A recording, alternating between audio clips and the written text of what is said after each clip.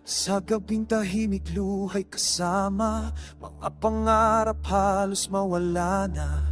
Nadapa man kami sa dilim ng mundo, pero sa puso namin apoy ay buo. May mga sugat na di na mabilang, masalitang masakit di malilimutan. Ngunit sa bawat patak ng luha at dugo, isang pamilya unti-unting nabuo. Sa ilalim ng buwan kami nanumpa, na di na muling hahayaang madapa. Hawak kamay sa unos at bagyo, kahit anong mangyari kami tatayo.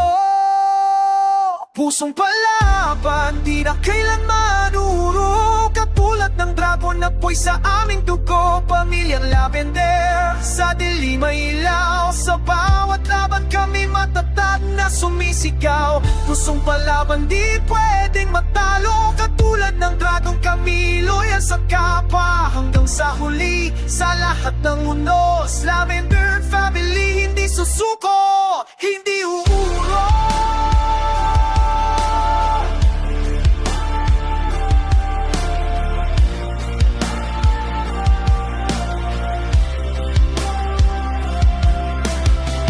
May mga panahong kami iniwan, mga pangakong tuluyang pinutol sa daan. Ngunit sa bawat gabi ng pagkatalo, natuto kaming maging mas matibay, mas buo. Sa likod ng takot, sa gitna ng sakit, nakita namin ang tunay na pag-ibig. Hindi perpekto, pero totoo, isang pamilya na di kayang yubukuin ng mundo.